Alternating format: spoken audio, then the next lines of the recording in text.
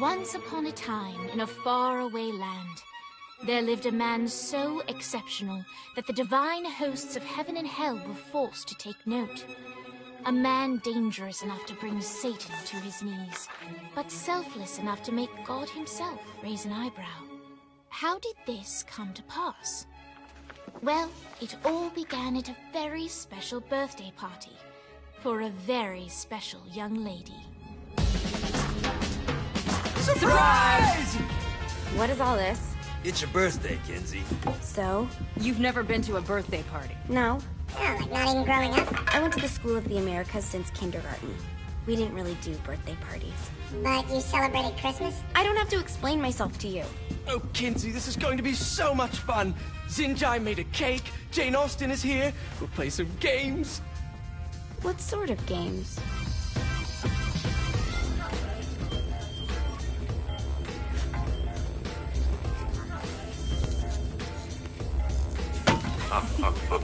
So you celebrate birthdays by trafficking with spirits? It's spooky and fun. It's a bunch of letters. It's tradition. Every slumber party has to involve a spirit board. Slumber party? How's it work? We ask it a question, and the spirit of the board will reveal the answer. How? Yeah, someone pushes the pointy thing to wherever they want. Wait. Can we go back to you and your slumber parties? No time. All right. Everyone put their hands on the cursor. Cursor. I feel the magic already. All right. Will the President/God Emperor for life ever choose a partner to reign alongside them? No. Ooh, someone's getting married. Shut up, Matt. Who will tame the president's wild heart? What are you guys trying to spell? I'm not moving it. That's the spirit, Kinsey. I'm serious. I'm not moving it either. Neither am I.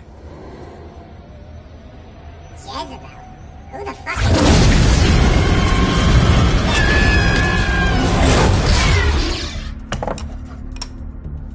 Is that not normal?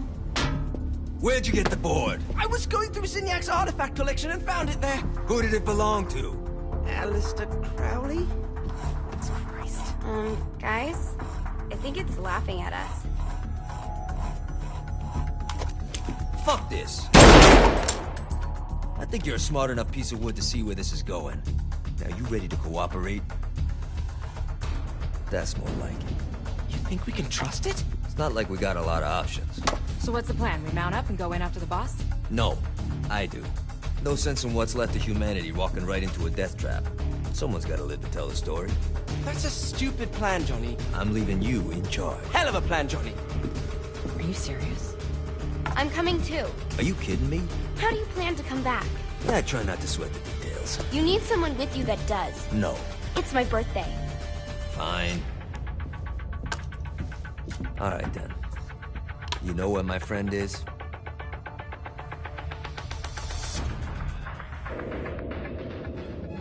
True to its word, the spirit board opened up another portal and sent Johnny and Kinsey screaming into hell.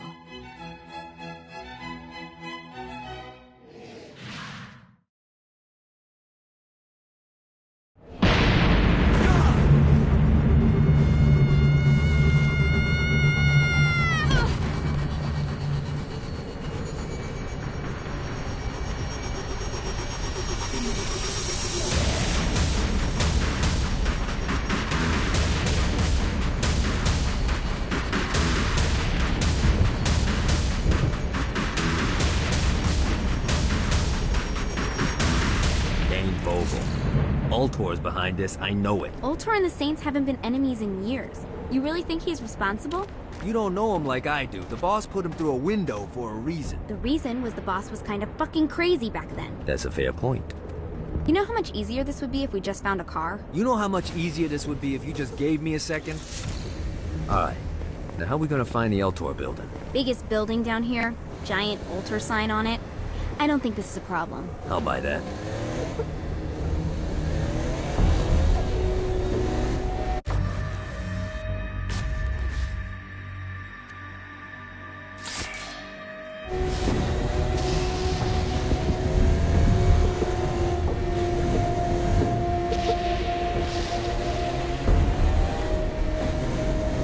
I can do this all day.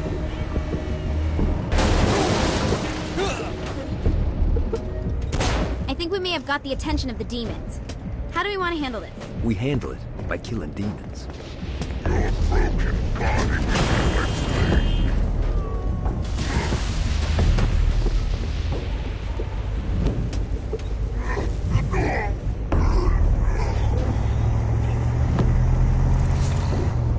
Look at us. Kinsey Kensington and Johnny Gat driving together on a birthday adventure. Are you always this excited? Generally, I'm a misanthrope. I get it.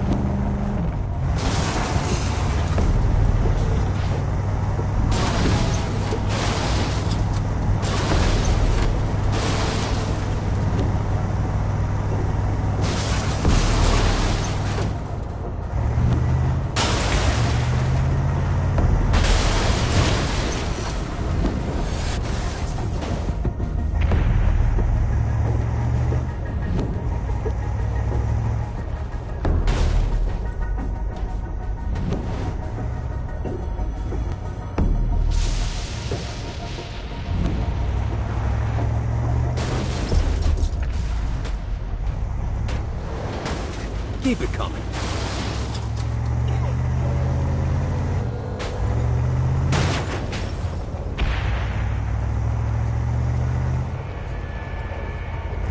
So, what's the plan? Oh yeah. I'm gonna shoot him in the face unless he gives us the boss back. What if Dean doesn't have the boss? I'll probably still shoot him in the face.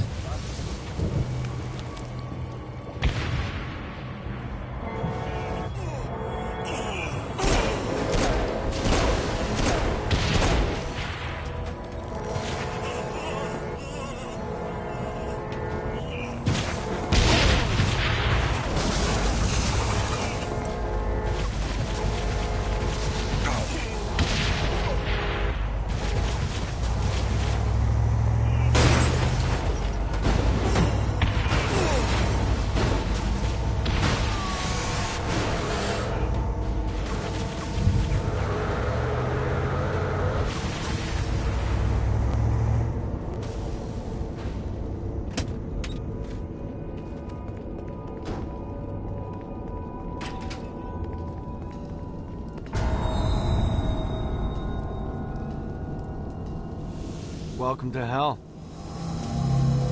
Shouldn't you have a receptionist? Such is the plight of eternal damnation. I have a feeling you didn't come here to catch up. Let's talk in my office.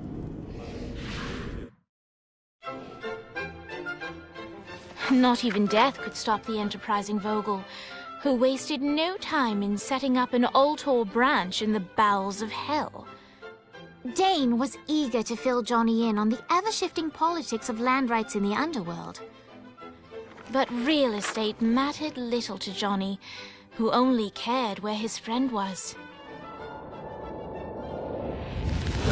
Where'd you put the president? I've been trying to explain that. I didn't take them. Bullshit. You expect me to believe you just happened to be the first thing we see in hell? Maybe it's just me, but your thank you sounds more like an accusation. That's probably because he plans to kill you. Okay. I get the trust issues. Can I show you something? The pieces all came together. The president had caused more chaos and destruction than any other in human history. It was only natural that Satan would want them to marry his daughter. They needed a plan, and Johnny had one. I'm gonna shoot the devil in the face. I think you might be skipping some details. No, I said in the face. I like the commitment, but you gotta find a way to get close enough to him in the first place. When's the wedding? I'll just show up And then you'll shoot him in the face. Sorry, but it's a little more complicated than that. These things are tied to the soul. You won't be able to enter without one. So how do we get one? You get his attention. I know some places that are of particular value to the father of the bride. You hit those, you'll get your shot. Wait, why would Satan give out an invitation for destroying his stuff? Oh, he won't, but it should piss him off enough to get him to attack Johnny personally. Either the devil kills Gat and Ultor gets the construction contracts to rebuild what was destroyed, or Johnny kills Satan and I'll have to pay less taxes. It's pretty win-win. That's why you're helping us? To make more money in hell? Hell's what you make of it, sweetie. Works for me. What you got? All right.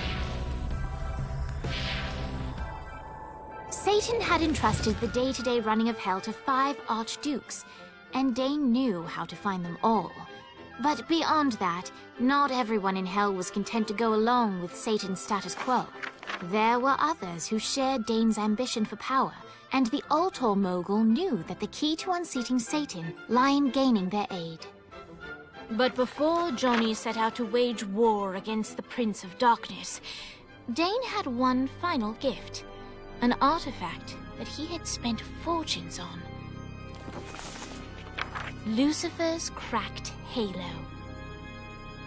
This holy relic granted Johnny the majestic wings of the Morning Star. However, he still needed help in learning how to use them.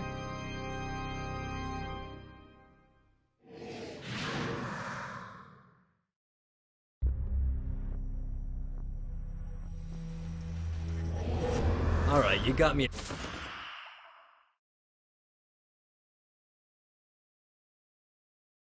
Now what? Would it kill you to show a little excitement? You're about to experience angelic flight, for Christ's sake. Dane. Someone needs a nap. Just collect some soul clusters and power up the halo. You'll be flying around in no time. Great. Now you should have just enough clusters to power up your halo.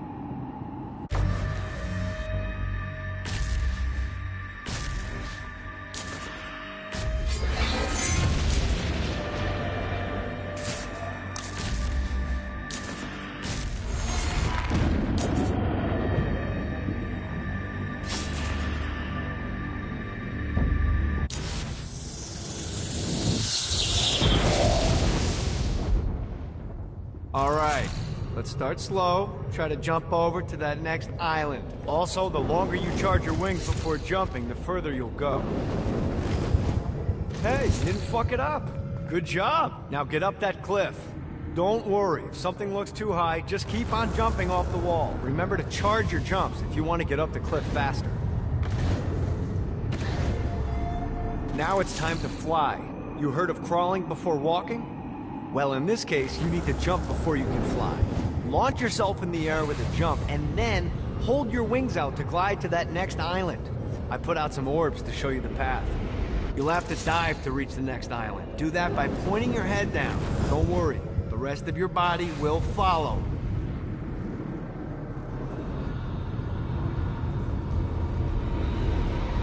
I put a shiny flap orb out in front of you. Collect the orb, and your wings will flap to gain speed. Alright, now try flapping those wings on your own. Do a flap on your way to the next island.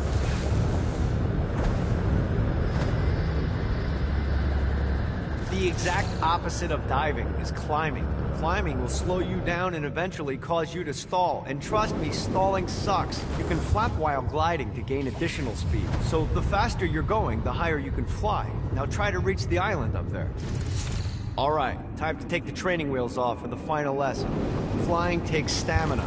If you run out in midair, you are going to drop like a rock. Stupid.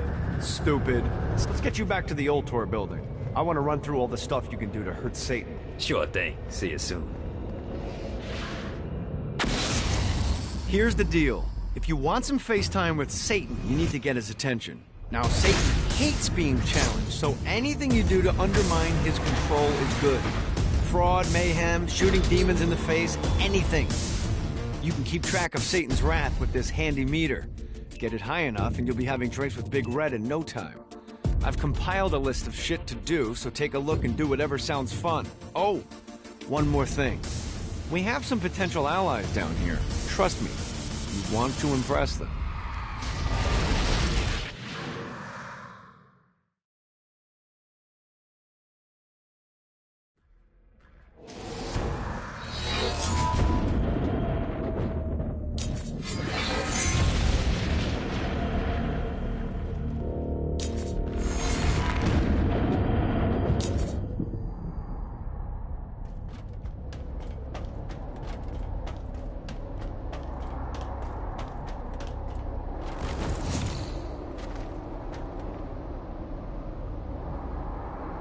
Maybe one day I'll retire and have a view like this. Well, preferably not in hell, but hey, Let's be realistic.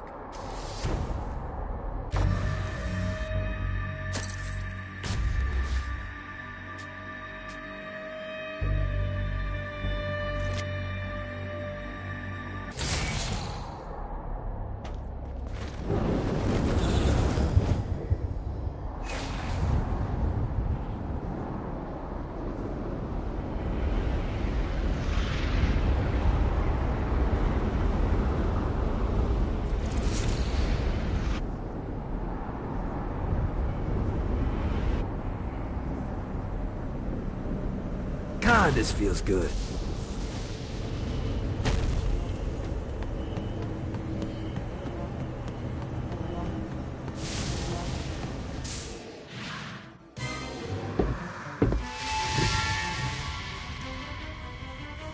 Abandoned ship! We've been boarded!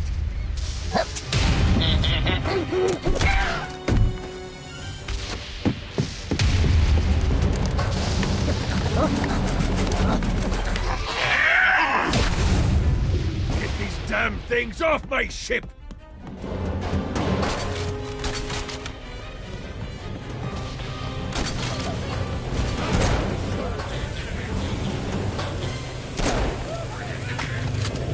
Run.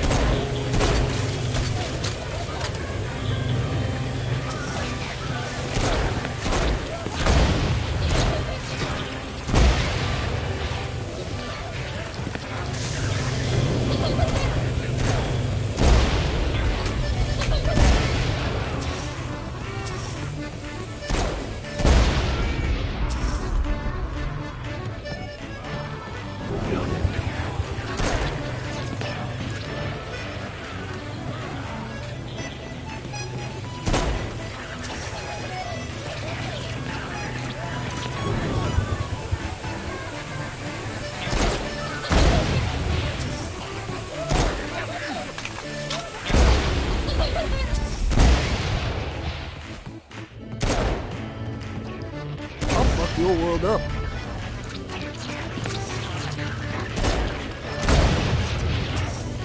I got a bit of treasure in that chest over there. The weapon you find inside may help with our little imp problem.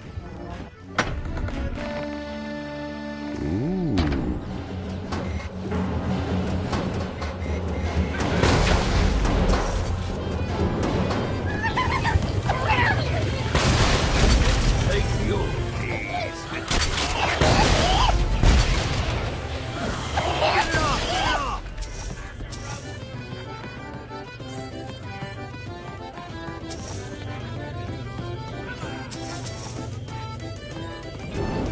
I hope there's not something ridiculous like 100 of these to I find. summoned these imps to serve as my crew.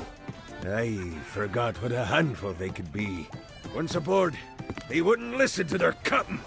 They ran amok in the bowels of the ship.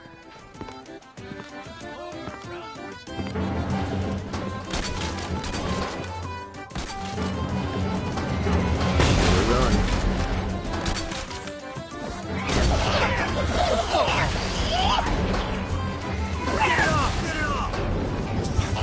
Good God, they're swarming!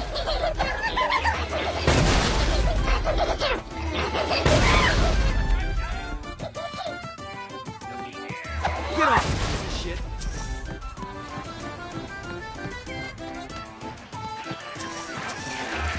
Hey, it's okay to drop the pirate voice. What pirate voice would that be? Wow.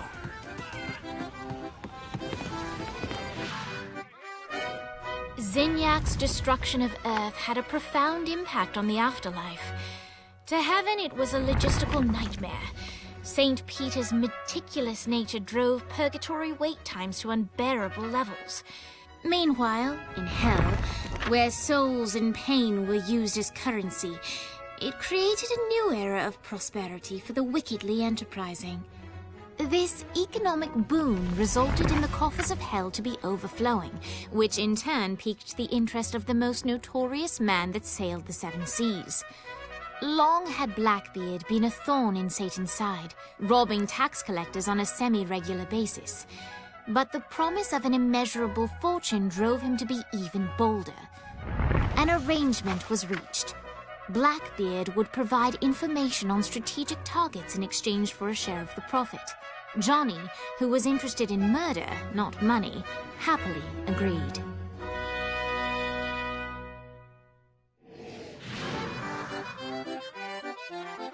I grant ye the ability to summon my crew whenever they're needed.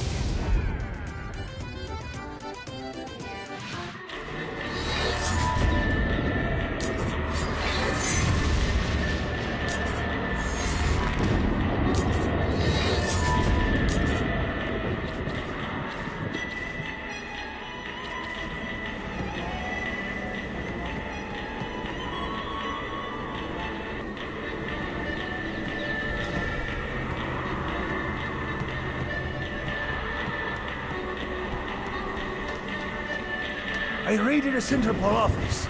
Found information on where the president is being kept. Evidently, they've been trapped in some sort of soul crystal inside Satan's palace. Breaking in is an impossibility. The best bet to save them is to continue to try to draw Satan out of his palace.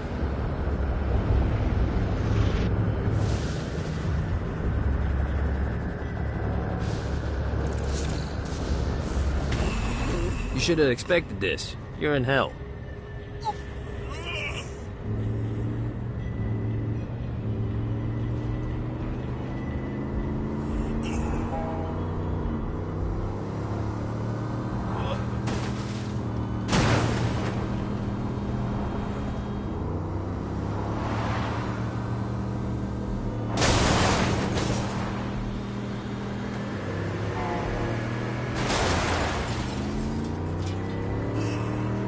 Note to self, find a way to control lightning.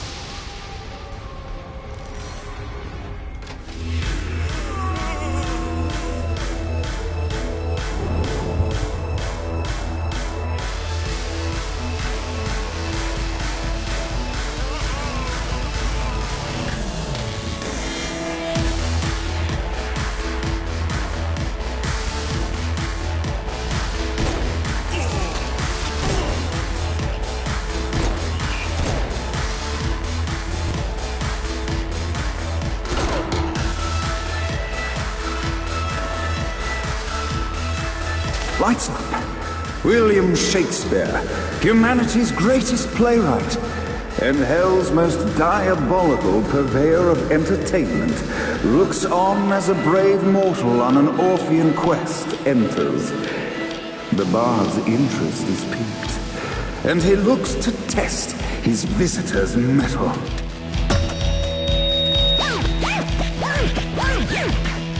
The masked tragedies were used to enemies cowering as they approached. But soon they realized that they faced a foe with courage and nobility, traits uncommon in the fires of perdition.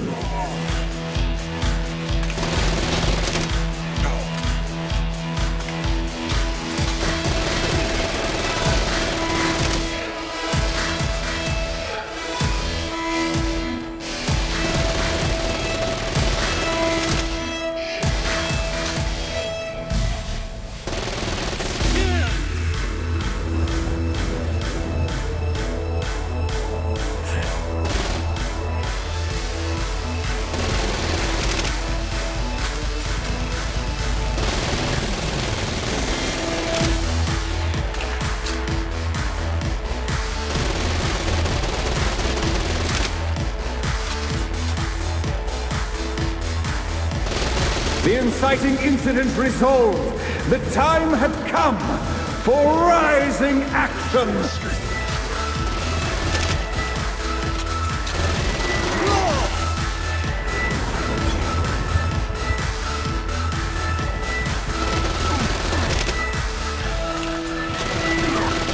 The battle raged on below, and as bullets and blood flew, the bard arched a curious eyebrow, Could this mortal be the exact thing that Shakespeare needed?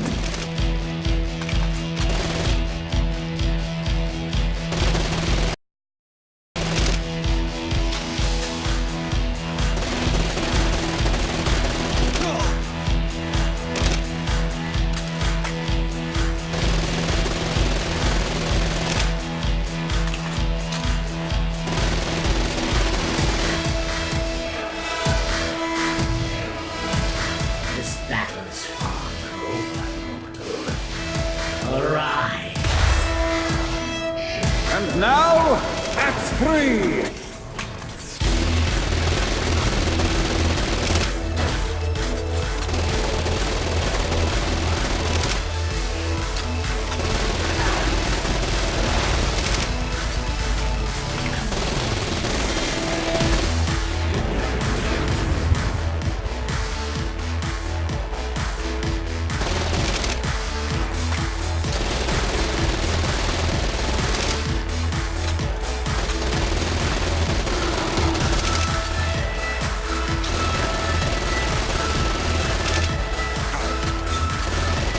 It's easier every time.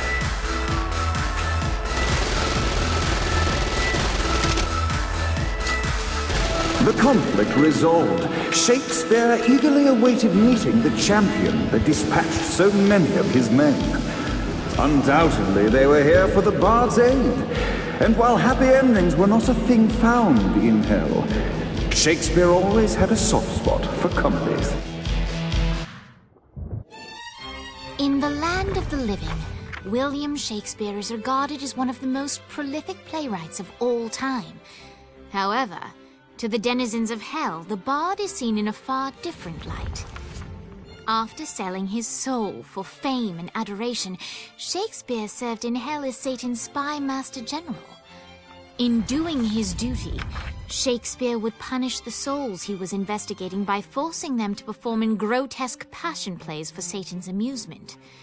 But in a Twelfth Night-esque twist, Shakespeare found himself living a double life. While he projected an image of cruelty, his heart was as soft as Jezebel's. In secret, he would tutor her on the classics and act out the works of his mortal days. When Satan found out, he cast Shakespeare out of the palace, believing that the poet would be tormented by the populace of hell, far out of Jezebel's sight. But Satan had not counted on the bard's cunning. Embracing his persona of master torturer, Shakespeare and his followers, the tragedies, took root in the entertainment district, biding their time for revenge.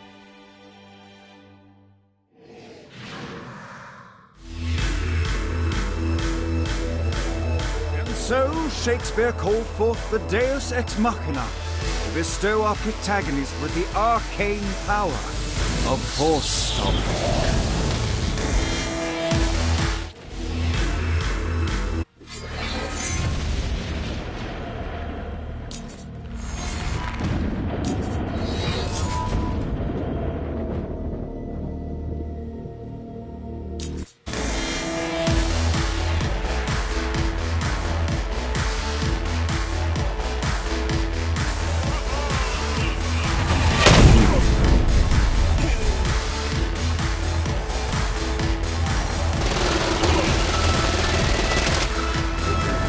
In which the bard contemplates on writing about the tragic death of Trinket the Bear.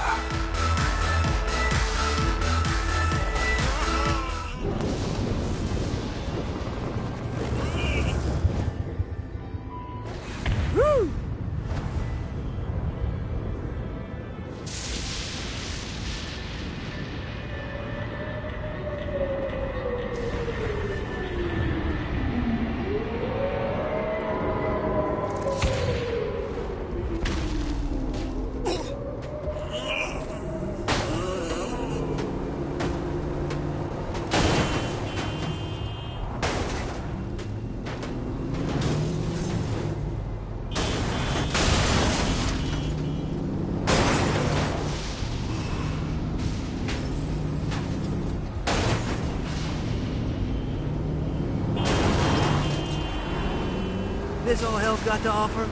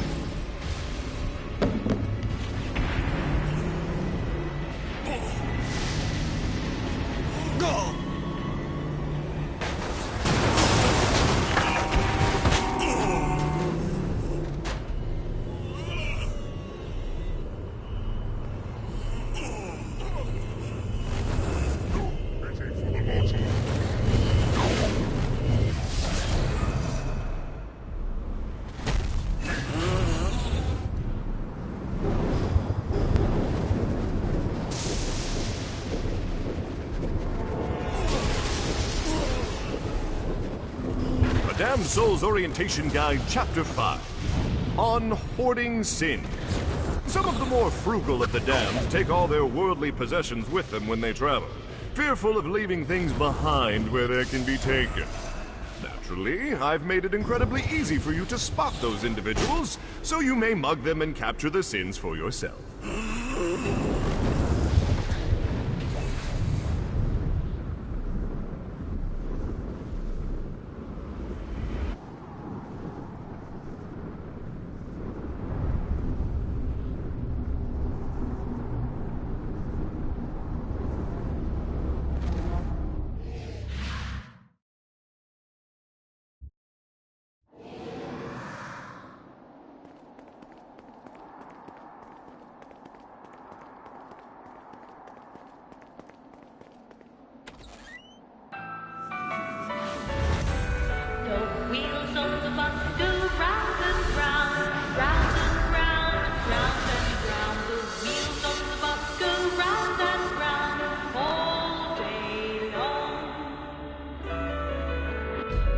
The horn on the bus goes beep, beep, beep, beep, beep, beep, beep, beep, beep. The suffering begins! What, if they wanted to torture me, why'd they use the short version of the song? This is the short version. Oh yeah! The wipers on the bus go swish, swish, swish. The homeboy on the bus goes hey, hey, hey. My mom had like 80 of them.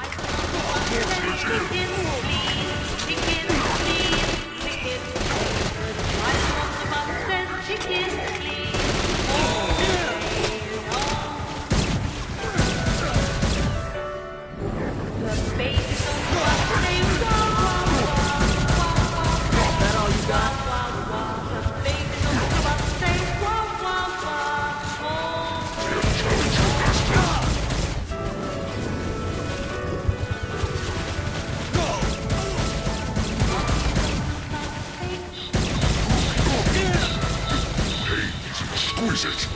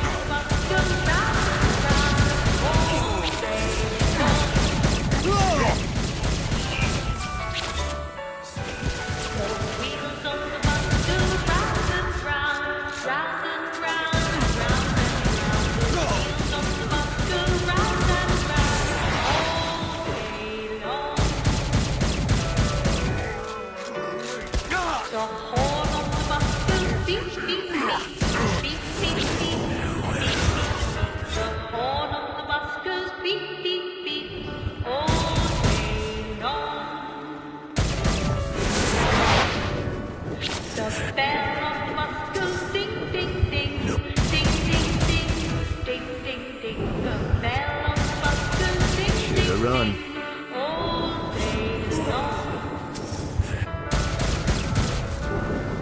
The driver on the bus says tickets, please, tickets, please, tickets, please. The driver on the bus says tickets, please, all day long.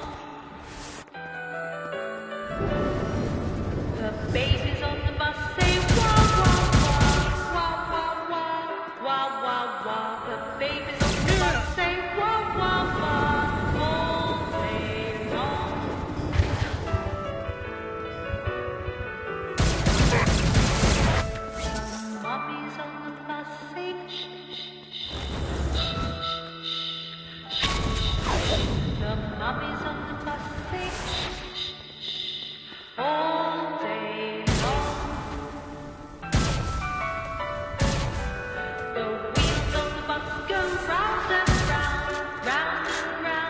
round and round. The wheels on the bus go round and round all day long.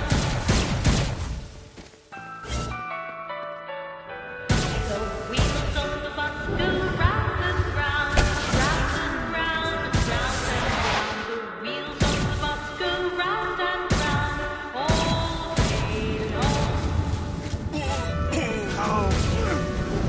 The horn on the bus goes beep, beep, beep, beep, beep, beep, beep, beep.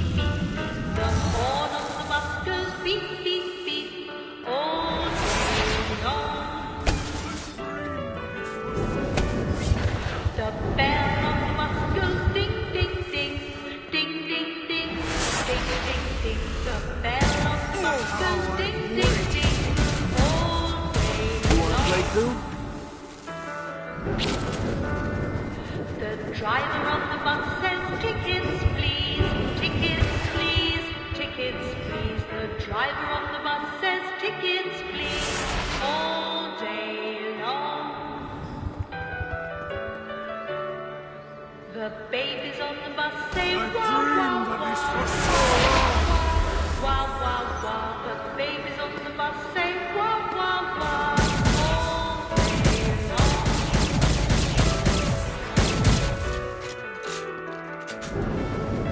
The mummies on the bus say, shh, shh, shh, shh, shh, shh. The mummies on the bus say, shh, shh, shh, all day long. The wheels on the bus go round and round, round and round, round and round. The wheels on the bus go round and round all day long. The wheels on the bus go round and round, round and round, round and round. The wheels on the bus go round and round all day long.